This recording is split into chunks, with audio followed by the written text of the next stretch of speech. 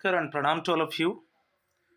Again, I am coming back to my channel Asit Government Rule Guru.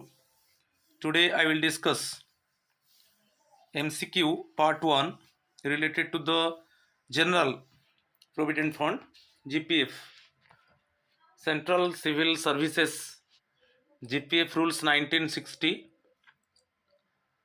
So this part is very useful one for assistant section officer post. Within short while this examination will be conducted, and for other official post. So my friend, please subscribe my channel, like my channel and share my channel. If you need PDF, then you join my WhatsApp number 832 778 2034. Okay, if you need any PDF, then you contact with me in my WhatsApp number 832 778 2034. Right? So now I am going to discuss 15 MCQs, very important one, with explanation. I will explain everything properly. Right? You see the question number 1. Every nomination under GPF Central Civil Services Rules 1960 shall be made in the form set forth in which schedule? GPF rules 1960 में यहाँ पर जो nomination के ऊपर जो discussion किया गया है वो कौन सा शेड्यूल में, तो आपको याद रखना है, it is fast schedule. Right, it is fast schedule. Answer is bit A. Clear? Question number 1, answer is bit A. Question number 2.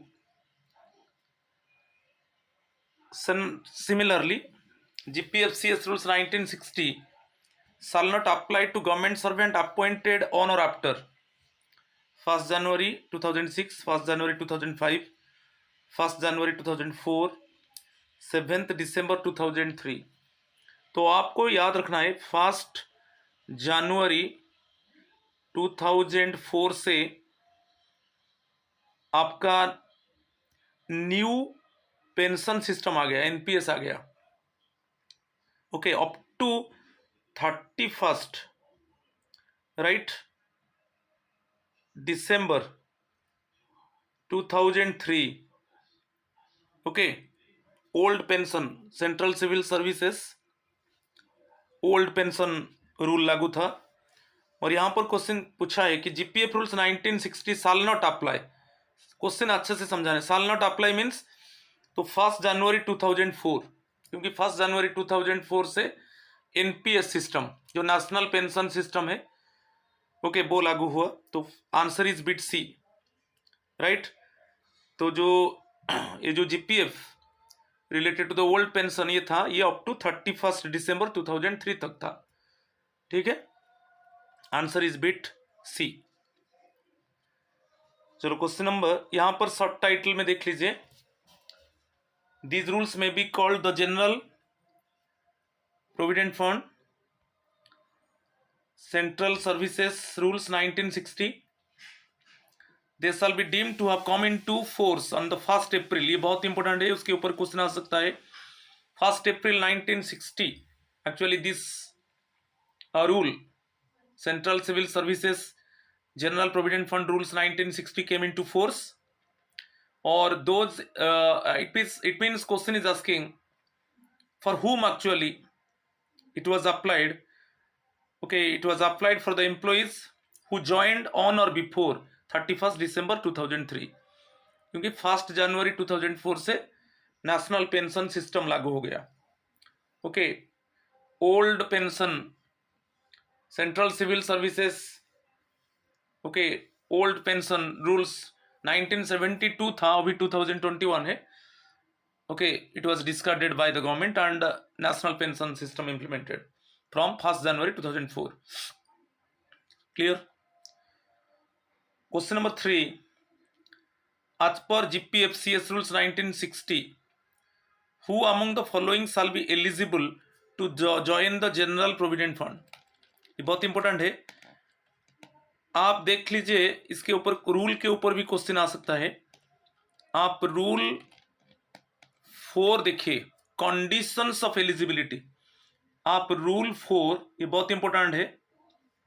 Okay, central civil services GPF rules 1960 rule 4 देखिए, कंडीशंस ऑफ एलिजिबिलिटी दिया गया है, इससे related question है। आज पर GPF CS rules 1960, who among the following shall be eligible to join GPF? All permanent government servants, okay, applicable है। all temporary government servants after a continuous service of 1 year, ये भी है। यदि आप temporary government servants को लेंगे तो उनका जो कंटिन्यूस सर्विस होना चाहिए और 1 ईयर कंप्लीट होना चाहिए। After completion of 1 year and the service must be continuous one, बहुत इंपॉर्टेंट है, उनके लिए भी लागू होगा। ऑल री एम्प्लॉयड पेंशनर्स सुपरएनुएशन रिटायरमेंट के बाद यदि अगेन उनको एम्प्लॉयमेंट अपॉर्चुनिटी मिलता है तो उनके लिए भी जीपीएफ लागू होगा, बहुत इंपॉर्टेंट है। तो तीनों को याद कर लो। Answer is bit D, all of the above. Answer is bit D, all of the above, right. तो ये रूल 4 में कंडीशंस ऑफ एलिजिबिलिटी क्वेश्चन आ सकता है। Actually in which rule of GPF conditions of eligibility discussed? It is rule 4। Clear? इसमें आप देख लीजिए conditions of eligibility. All temporary government servants after a continuous service of 1 year. अभी मैं बताया, यदि टेम्पररी गवर्नमेंट सर्वेंट का बात आएगा, कंटिन्यूस सर्विस होना चाहिए और after completion of 1 year, okay, they would be entitled for GPF. All री एम्प्लॉयड पेंशनर्स, और जो री एम्प्लॉयड है जिनका सीपीएफ है, कंट्रीब्यूटरी प्रोविडेंट फंड है, उनको लागू नहीं होगा, उनके लिए लागू नहीं होगा। ऑल री एम्प्लॉयड पेंशनर्स, ओके, जिनका सीपीएफ नहीं होगा तो उसका अल्टरनेटिव है ना सीपीएफ, कंट्रीब्यूटरी प्रोविडेंट फंड। तो जिनका सीपीएफ होगा तो वो जीपीएफ के लिए एलिजिबल नहीं होंगे। तो ये भी बहुत इंपॉर्टेंट है। ऑल री employed pensioners other than those eligible for admission to the contributory provident fund and all permanent government servants are subscribe to the fund. ये क्लियरली मेंशन है रूल 4 में, राइट? समझ में आ गया? तो ये टेम्पररी गवर्नमेंट सर्वेंट का इसके ऊपर क्वेश्चन आ सकता है क्योंकि उनका सर्विस कंटिन्यूस होना चाहिए और after 1 year. Re employed pensioners, okay, if the re employed pensioners those who have taken CPF they would not be eligible, okay. All permanent government servants shall subscribe to the fund, और जिनका CPF नहीं होगा, ठीक है। Next question number 4, which among the following is or are correct with regard to GPF CS rules 1960? आप rule 2 देखिए, GPF general provident fund rule 2 देखिए, CCS GPF rules 1960 का रूल 2 देखिए। यहां पर चाइल्ड को एक्सप्लेन किया गया है। Child means legitimate child and includes an adopted child, ये करेक्ट है। लेजिटिमेट चाइल्ड और आप अडॉप्ट किया है वो भी इंक्लूड होगा। Fund means the general provident fund, ये करेक्ट है। Year means a financial year, ये भी करेक्ट है। तो answer is B D, all of the above. अब मैं बताया कौन सा रूल में ये डिस्कस किया गया है, राइट? चलो question number 5, which among the following is or are correct with regard to making nomination under GPF CS rules 1960? ये नॉमिनेशन रिलेटेड क्वेश्चन है, आपको करेक्ट ऑप्शन को चूज करना है, ठीक है। A subscriber shall at the time of joining the fund send to the accounts officer through the head of office a nomination conferring on one or more persons the right to receive the amount that may stand to his credit in the fund. ये correct है। पहले हमको जो nomination है, okay, मोर than 1 person, जो भी आप family members को इट मीन्स नॉमिनी करना चाहते हो, फर्स्ट हम हेड ऑफ ऑफिस को इन्फॉर्म करेंगे। एक्चुअली नोटिस जाएगा अकाउंट्स ऑफिसर को, हम हेड ऑफ ऑफिस को एक्चुअली इन्फॉर्म करेंगे, हेड ऑफ ऑफिस वो नोटिस को अकाउंट्स ऑफिसर को भेजेगा। जब अकाउंट्स ऑफिसर एक्चुअली वो रिसीव करेगा हमारा नॉमिनेशन डिटेल्स को, जब वो रिसीव करेगा उसी डेट से एक्चुअली हम जो नॉमिनेशन दिया है उसका इफेक्ट हो जाएगा। समझ में आ गया? तो फर्स्ट वन ये करेक्ट है, हम मोर देन 1% दे सकते हैं और उनको कितना कितना शेयर मिलेगा वहां पर भी मेंशन कर सकते हैं। Next one, where a subscriber is a minor के बाद, माइनर के बारे में बता देता हूं। यदि माइनर है उनको हम नॉमिनी नहीं कर सकते, जब वो उनका एज ऑफ मेजोरिटी आ जाएगा, राइट? जब उनका एज ऑफ मेजोरिटी आ जाएगा उनको हम नॉमिनी कर सकते हैं, माइनर को हम नॉमिनी नहीं कर सकते। ठीक है।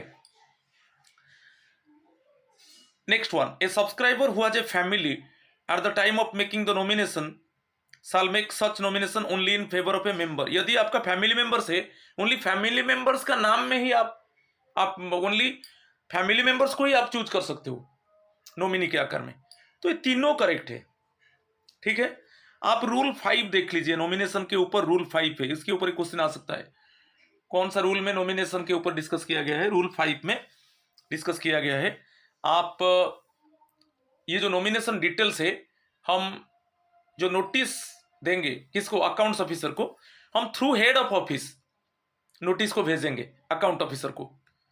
हम हेड ऑफ ऑफिस को इन्फॉर्म करेंगे, हेड ऑफ ऑफिस वो नोटिस को फॉरवर्ड करेगा अकाउंट्स ऑफिसर को। जब अकाउंट्स ऑफिसर उसको रिसीव करेगा, जिस डेट में रिसीव करेगा उसी डेट से वो इफेक्ट हो जाएगा नॉमिनी डिटेल्स। आपको याद रखना है, माइनर है तो माइनर को हम नॉमिनी नहीं कर सकते। ओके, जब वो 18 ईयर्स क्रॉस करेगा उसको हम नॉमिनी कर सकते हैं।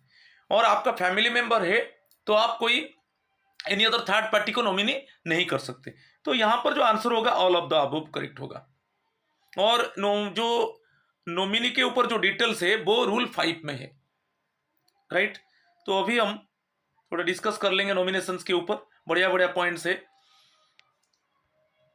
N employee can nominate one or more of his family members. Family members में एक से ज्यादा आप नॉमिनी कर सकते हो। और to receive the accumulation in the fund in the event of death, मगर वहां पर आपको शेयर भी इन्फॉर्म करना है।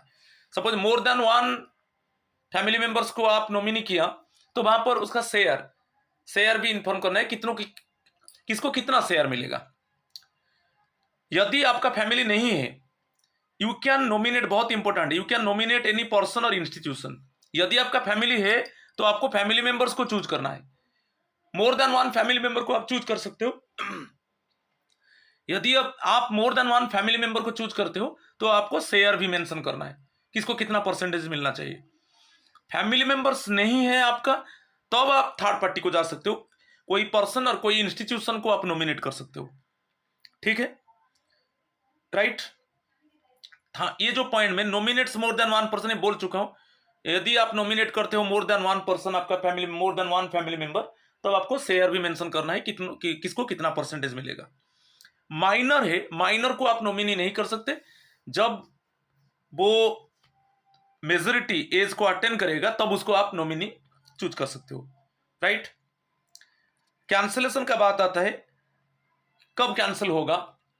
आप वैसे ही नोटिस भेजोगे अकाउंट्स ऑफिसर को थ्रू हेड ऑफ ऑफिस। जिस डेट में अकाउंट्स ऑफिसर रिसीव करेगा आपका, अगेन जो न्यू नॉमिनी डिटेल्स को जब अकाउंट्स ऑफिसर रिसीव करेगा उसी डेट से आपका जो प्रीवियस नॉमिनेशन, आप जो प्रीवियसली जो इट मींस नॉमिनी चूज किया था वो ऑटोमेटिकली कैंसिल हो जाएगा। जिस डेट में अकाउंट्स ऑफिसर रिसीव करेगा, किसके द्वारा आप भेजोगे? Through head of office. तो यह दिया है, एन एम्प्लॉय कैन कैंसिल और चेंज, आप कैंसिल कर सकते हो, चेंज भी कर सकते हो नॉमिनेशन एट एनी टाइम। ये बहुत इंपॉर्टेंट है, एनी टाइम आप नॉमिनेशन को चेंज कर सकते हो और कैंसिल कर सकते हो, बट वो कब इफेक्ट होगा ये बहुत इंपॉर्टेंट है। यदि आप नॉमिनेशन को चेंज करना चाहते हो, यदि आप प्रीवियस नॉमिनेशन को आप कैंसिल करना चाहते हो, ये कब से इफेक्ट होगा? जिस डेट में अकाउंट्स ऑफिसर उसको रिसीव करेगा उसी डेट से आपका नॉमिनेशन डिटेल्स चेंज हो जाएगा। यदि आप कैंसिल करना चाहते हो वो नॉमिनेशन कैंसिल हो जाएगा। और ये जो चेंज कैंसिल करोगे एनी टाइम आप कर सकते हो, बहुत इंपॉर्टेंट है। Next one, the nomination can be changed even after retirement. After retirement के बाद भी आप नॉमिनेशन चेंज कर सकते हो, but before amount is actually paid. Retirement के बाद आपका जीपीएफ अमाउंट पेड होगा। तो वंस आपको रिटायरमेंट के बाद जीपीएफ अमाउंट पेड हो जाएगा तो उसके बाद आप नॉमिनेशन चेंज नहीं कर सकते। रिटायरमेंट के बाद आप चेंज कर सकते हो, मगर before settlement of the amount. समझ में आ गया? A nomination, next one, a nomination submitted to the head of office. आप हेड ऑफ ऑफिस में नॉमिनेशन सबमिट किया, is valid even if the subscriber dies before it reaches the account officer. इसके ऊपर question आता है, बहुत important है। आप अभी नॉमिनेशन, आप जिसको नॉमिनी बनाना चाहते हो अभी आप सबमिट कर दिया हेड ऑफ ऑफिस में, वो अकाउंट्स ऑफिसर के पास जाएगा। हेड ऑफ ऑफिस में सबमिट कर दिया, मगर उसके बाद सब्सक्राइबर का डेथ हो गया, जो कंसर्न गवर्नमेंट एम्प्लॉई है उसका डेथ हो गया, ठीक है। और वो आप जो नॉमिनेशन डिटेल सबमिट किया है हेड ऑफ ऑफिस में, वो अकाउंट्स ऑफिसर उसको रिसीव नहीं किया है, अकाउंट्स ऑफिसर रिसीव नहीं किया है, और उसमें क्या हो गया, सब्सक्राइबर का डेथ हो गया, फिर भी वो वैलिड होगा। जो भी नॉमिनेशन डिटेल्स आप दिया है हेड ऑफ ऑफिस को, और वो वैलिड होगा। तो इसको याद रखना है। आप सबमिट कर दिया हेड ऑफ ऑफिस में, मगर सब्सक्राइबर का डेथ हो गया, कंसर्न गवर्नमेंट एम्प्लॉय का डेथ हो गया, ओके, मगर वो अकाउंट्स ऑफिसर के पास पहुंचना चाहिए, मगर वो अकाउंट्स ऑफिसर उसको रिसीव नहीं किया है, आप जो नॉमिनी दिया है, तो सब्सक्राइबर का डेथ हो गया, मगर वहां पर जो नॉमिनेशन डिटेल्स दिया है वो वैलिड होगा। देन एवरी नॉमिनेशन, अभी इसके ऊपर एक क्वेश्चन किया, फास्ट शेड्यूल में उसको डिस्कस किया गया है, ठीक है। समझ में आ गया पूरा डिटेल्स नॉमिनेशन के ऊपर। नॉमिनेशन डिटेल्स जो है किस rule, actually in which rule of CCS GPF rules 1960 में डिस्कस किया गया है, रूल 5 में। चलो नेक्स्ट वन, आपको पीडीएफ लेना है तो मेरा व्हाट्सअप नंबर है 8327782034, इसमें ज्वाइन करना है। पूरा पूरा पैकेज है। आपका जो असिस्टेंट सेक्शन ऑफिसर है, ओके, आप जो अकाउंट्स ऑफिसर का जो अभी केवीएस का एग्जाम चला है, पूरा पैकेज है, एमसीक्यूज है और थ्योरी भी है, और बहुत बढ़िया बढ़िया क्वेश्चन है, क्वालिटी क्वेश्चन है, ठीक है। आपको चाहिए तो मुझे कांटेक्ट कर सकते हो, 8327782034 ये मेरा व्हाट्सअप नंबर है, ओके, इसमें आप मुझे कांटेक्ट कर सकते हो, और 100% सक्सेस आप होंगे, right. If you follow my material then definitely you can get 100% success, right. चलो क्वेश्चन नंबर 6 को चलेंगे। Consider the following statement with regard to GPFCS rules 1960, choose the correct one. मैं यहां पर अंडरलाइन कर दिया, करेक्ट वन को choose करेंगे, okay. Apprentices and probationers shall be treated as temporary government servants for the purpose of this rule। इसको याद रखो, ये करेक्ट है। अप्रेंटाइसेस, जो अप्रेंटाइस है, जो ट्रेनिंग ले रहे हैं, और जो प्रोबेशनर्स है, उनको हम कैसे ट्रीट करते हैं, ये टेम्पररी गवर्नमेंट सर्वेंट। जैसे एक न्यूली रिक्रूट है, 2 ईयर्स के लिए उसका प्रोबेशन पीरियड होता है, प्रोबेशन क्लियर नहीं हुआ है मीन्स वो टेम्पररी है, जब प्रोबेशन पीरियड क्लियर हो जाएगा उसको हम परमानेंट बोलेंगे। तो apprentices and probationers shall be treated as temporary government servant for the purpose of this rule. इनको हम ओके टेम्पोररी गवर्नमेंट सर्वेंट के आकार में लेंगे, ये करेक्ट है। ये सीसीएस जीपीएफ रूल 1960 में क्लियरली मेंशन किया गया है। A temporary government servant who completes 1 year of continuous service, okay, during the middle of the month. हम ये जानते हैं कि टेम्पोररी गवर्नमेंट सर्वेंट, उसका सर्विस कंटिन्यूअस होना चाहिए और उसका सर्विस 1 ईयर कंप्लीट होना चाहिए। यदि कोई मिडिल ऑफ द मंथ में उसका 1 ईयर सर्विस कंप्लीट होता है, 1 ईयर कंटिन्यूअस सर्विस कंप्लीट होता है, तो जो सब्सिक्वेंट मंथ में ओके उसका सब्सक्रिप्शन डिडक्ट होगा,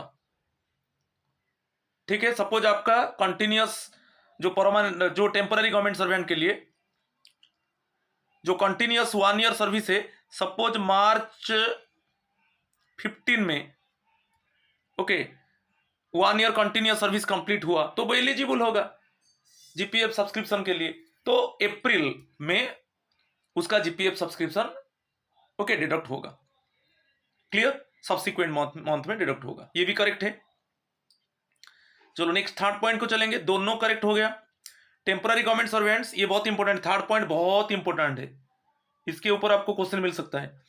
temporary government servants who have been appointed against regular, एक रेगुलर वैकेंट पोस्ट है, रेगुलर वैकेंसीज में टेम्पररी गवर्नमेंट सर्वेंट्स को अपॉइंटमेंट दिया गया।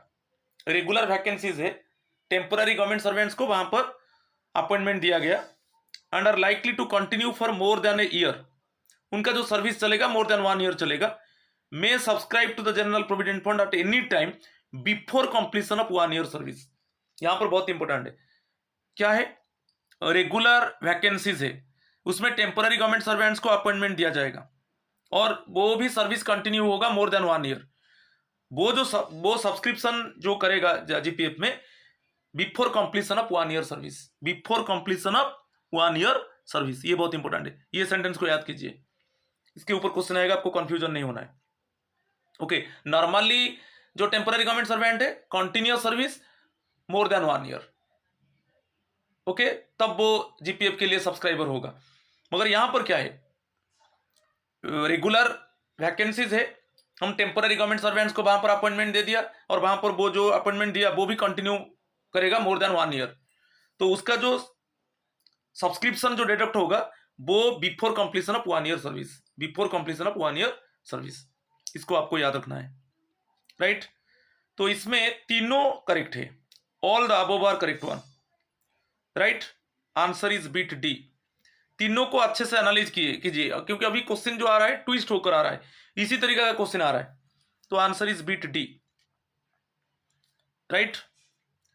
चलो नेक्स्ट पार्ट को चलेंगे, question number 7, every nomination made and every notice of cancellation given by a subscriber under GPFCS rules 1960 shall to the extent that it is valid take effect on the date on which, मैं अभी बताया था, आप nomination में change करना चाहते हो कि कैंसिल करना चाहते हो, ये कौन सा डेट से इफेक्ट होगा, जिस डेट में अकाउंट्स ऑफिसर आपका नॉमिनेशन डिटेल जो आप चेंज करना चाहते हो कि कैंसिल करना चाहते हो वो नोटिस रिसीव करेगा, ओके, जब अकाउंट जिस डेट में पर्टिकुलरली जिस डेट में अकाउंट्स ऑफिसर उसको रिसीव करेगा उसी डेट से इफेक्ट माना जाएगा। तो अभी आपको आंसर मिल गया, answer is bit B, it is received by the accounts officer on which date, okay, your notice related to change or cancellation of nomination, right, received by the accounts officer on this date actually it means your nomination details it must be effected, answer is bit B. बहुत important question है। Question number 8, a subscriber shall subscribe monthly to the GPF fund except during the period when he is under, जो monthly subscription होता है, ठीक है, GPF fund में आपका जो मंथली सब्सक्रिप्शन होता है, मगर ऐसा कुछ पीरियड है जहां पर आपका जो जीपीएफ सब्सक्रिप्शन है वो डेबिट नहीं होगा, डिडक्ट नहीं होगा। एक है डाइज नॉन, आपका service dies non unauthorise leave, जिसको हम बोलते हैं अनऑथराइज लीव, डाइज नॉन, आप लीव के लिए परमिशन नहीं लिया और छुट्टी में रह गए, ठीक है, वो डाइज नॉन हो गया वो पीरियड, आप छुट्टी के लिए permission, you have not taken permission for leave, so it means without permission of the leave authority you have taken leave, so it is unauthorized one, so वहां पर आपका सर्विस ब्रेक हो गया, वो डाइज नॉन है period. तो dies non में basically GPF subscription deduct नहीं होगा।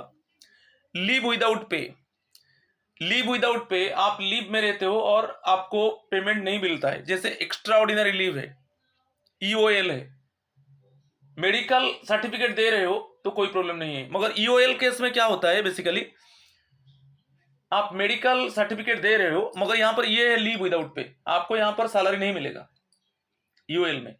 यदि आप मेडिकल सर्टिफिकेट दे रहे हो तो वो पीरियड रेगुलर होगा मगर आपको सैलरी नहीं मिलेगा। आप मेडिकल सर्टिफिकेट नहीं दिया, आप यूएल ले लिए तो वो पीरियड ब्रेक हो जाएगा, प्रमोशन, इंक्रीमेंट, ये एडवर्सली अफेक्ट होगा नहीं कि।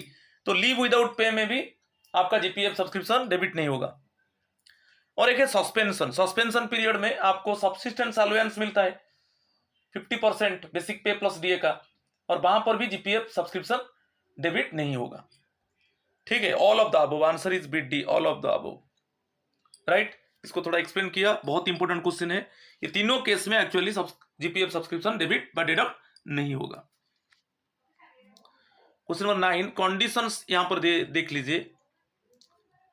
A subscriber shall subscribe monthly to the fund except during the period when he is under suspension। अभी मैं बताया सस्पेंशन पीरियड में आपका जो सब्सक्रिप्शन है वो डेबिट नहीं होगा।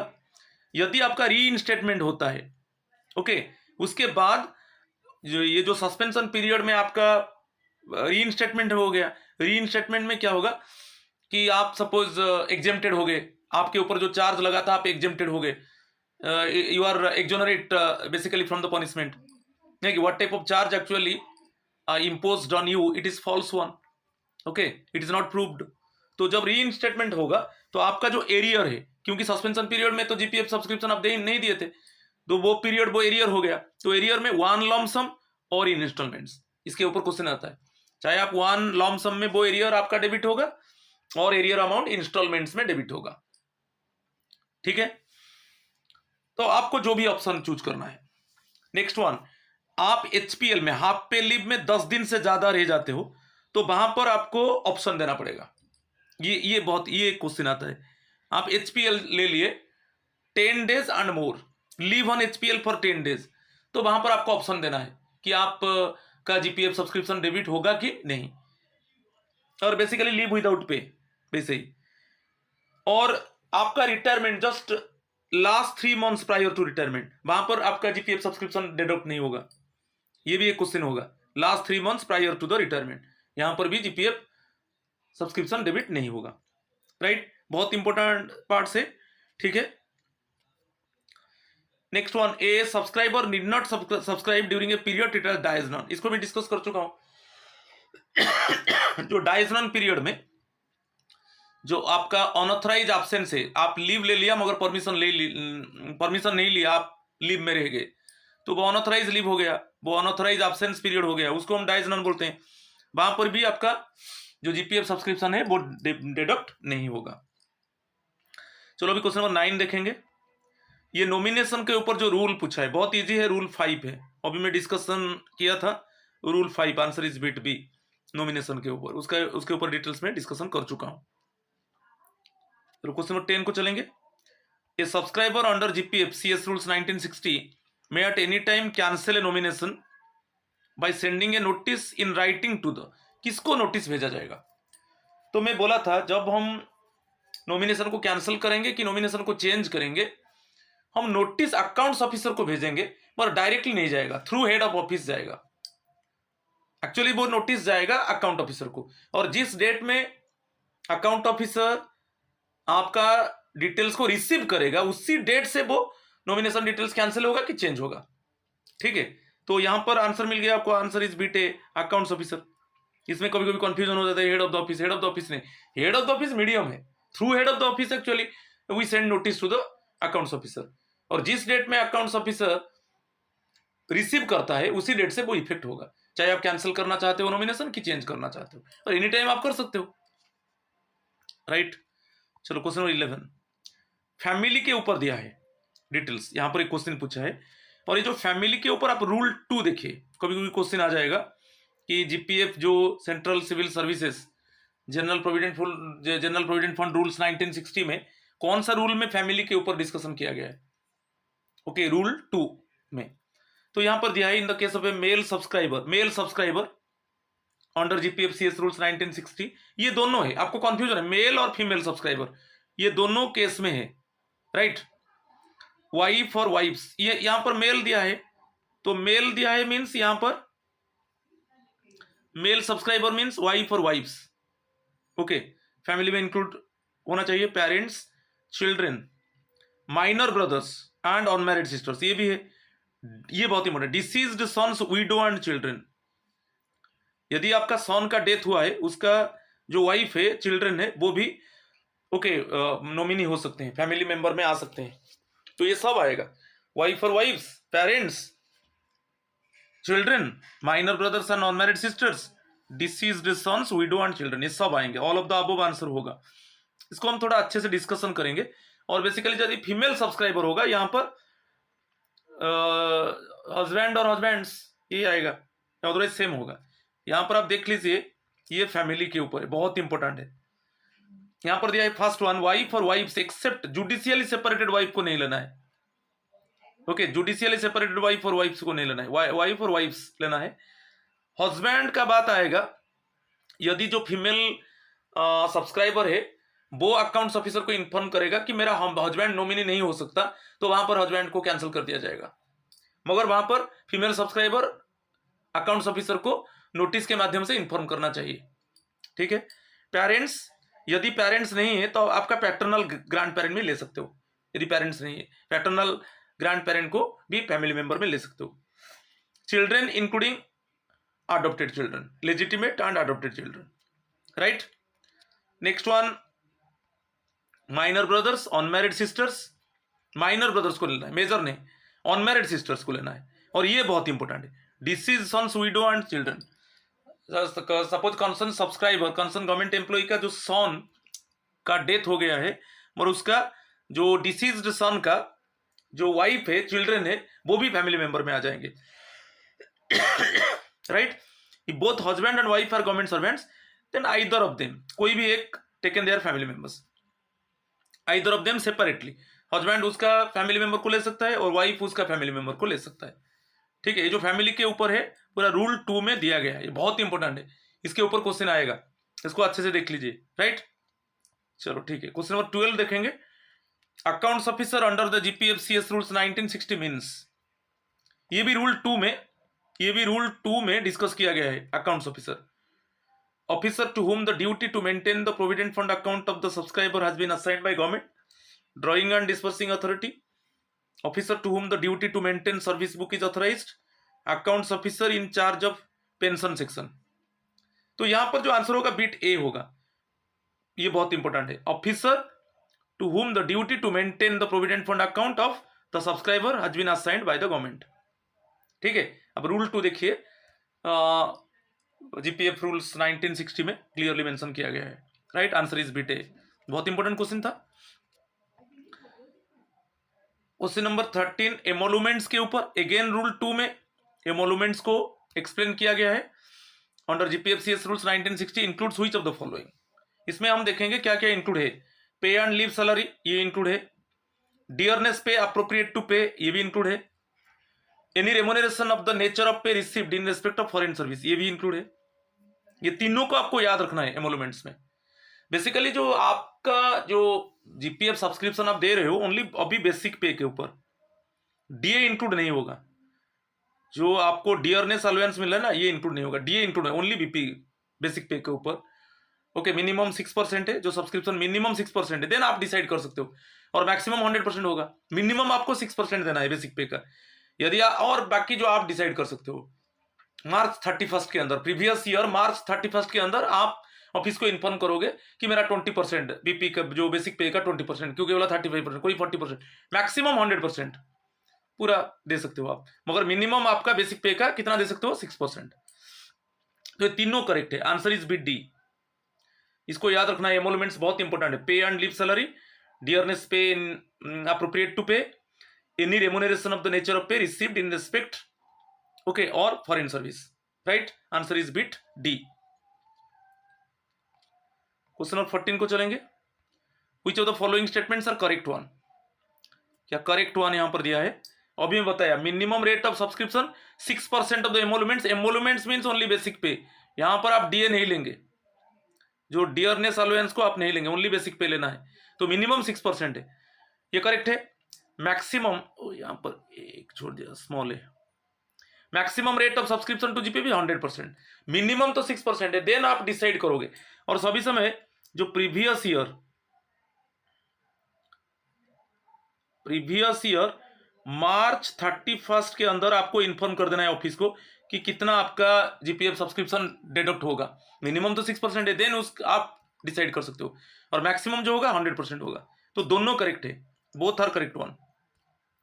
प्रीवियस ईयर जो मार्च 31 के अंदर आपको डिसाइड कर देना है कि बेसिक पे का कितना % आपका डिडक्ट होगा आज जीपीएफ सब्सक्रिप्शन, राइट। तो ये बोथ दोनों करेक्ट होगा। आज का लास्ट क्वेश्चन देखेंगे। The amount of subscription to GPF can be reduced twice at any time during the year. तो ये करेक्ट नहीं है, क्योंकि जो आपका अमाउंट ऑफ सब्सक्रिप्शन आप तो डिसाइड किया, मगर एक बार, ये ट्वाइस नहीं, यहां पर होगा वंस, ये करेक्ट होगा। वंस आप रिड्यूस कर सकते हो, मगर ट्वाइस आप एनहांस कर सकते हो। वंस ईयर में वंस आप रिड्यूस कर सकते हो, आपको जो सब्सक्रिप्शन अमाउंट है, और ट्वाइस आप एनहांस कर सकते हो, बढ़ा सकते हो, राइट। तो वो है the amount of subscription to GPF can be reduced twice, ये गलत है, ट्वाइस नहीं, मैं अभी बताया वंस। और the amount of subscription to GPF can be increased or enhanced twice at any time during a year, ये करेक्ट है। और यहाँ पर जो क्वेश्चन बताया इनकरेक्ट वन, इनकरेक्ट आपको मिल गया, हमें क्रॉस लगा दिया, तो आंसर हो गया आई इनकरेक्ट है। ओके, ओनली वंस आपका रिड्यूस होगा। आप तो मार्च 31 के प्रीवियस ईयर मार्च 31 के अंदर डिसाइड करेंगे कि कितना आपको जीपीएफ सब्सक्रिप्शन देना है, मगर एक बार आप डिसाइड, एक बार आप कम कर सकते हो, जो भी दिया आप कम कर सकते हो एक बार, मगर 2 बार आप एनहांस कर सकते हो। तो ये 15 क्वेश्चंस था, और नेक्स्ट में और इम्पोर्टेंट क्वेश्चंस इसी जीपीएफ के ऊपर पार्ट 2 आएगा। पार्ट 2 आने से आपको अदर पार्ट्स जो एडवांस है कि विथड्रॉल है, इसके ऊपर आप क्लियर हो जाएंगे। आज ये जो क्वेश्चंस में 15 क्वेश्चंस दिया, बहुत इंपॉर्टेंट क्वेश्चंस है, एग्जाम ओरिएंटेड क्वेश्चंस है।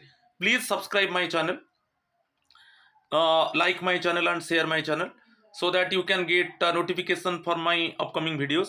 and मेरा व्हाट्सअप नंबर है 8327782034, आप ज्वाइन करके आप पूरा पैकेज का पीडीएफ ले सकते हो, ठीक है। आप व्हाट्सअप में मुझे कांटेक्ट कर सकते हो, राइट। थैंक यू एंड नमस्कार टू ऑल ऑफ यू।